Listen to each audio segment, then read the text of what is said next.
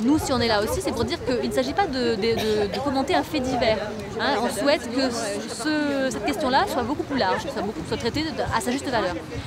Les attitudes et comportements des hommes, là en l'occurrence de pouvoir, sont inadmissibles, sont très graves, et on entend que les médias, les décideurs en prennent la mesure et s'expriment sur cette question-là. Voilà. Donc on est là pour rappeler ça. En tant que Barbe, on est là pour féliciter les grands hommes blancs qui savent rester entre eux et trouver un esprit de corps suffisamment fort pour se sortir de toute situation, quelle qu'en soit l'ambiguïté.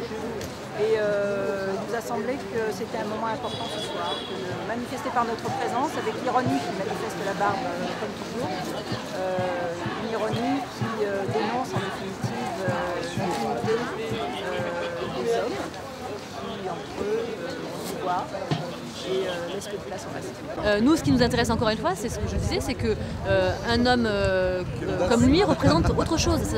Si vous voulez, cette action, enfin, cet événement est un acte, on s'en sert de résonance pour aborder les vrais problèmes qui sont les violences faites aux femmes en France.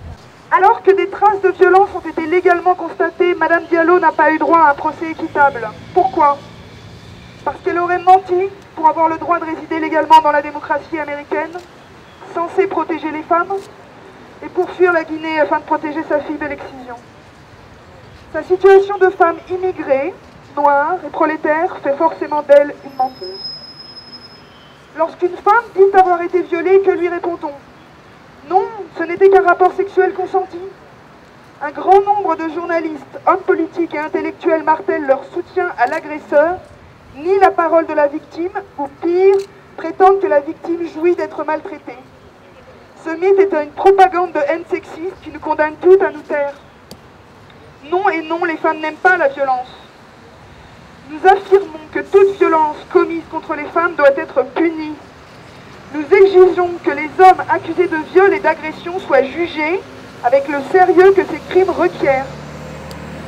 Nous exigeons que les candidats et candidates aux élections, du Parti socialiste notamment, prennent une position claire au sujet des allégations répétées de violences sexuelles exercées par DSK envers de nombreuses femmes.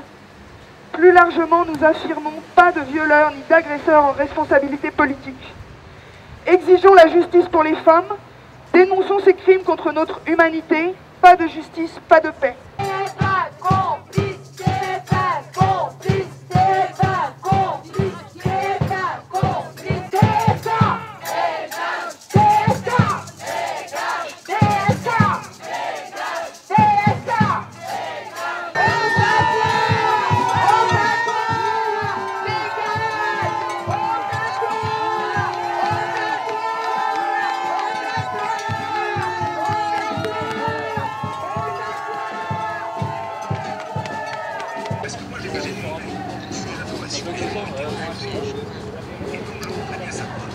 C'est faux et c'est honteux, il y a des tas de choses dont le procureur avait connaissance qu'il a refusé de donner à l'avocat de la défense, de l'accusation, à savoir en l'occurrence Kenneth Thompson, c'est-à-dire l'avocat de Nafissatou Diallo.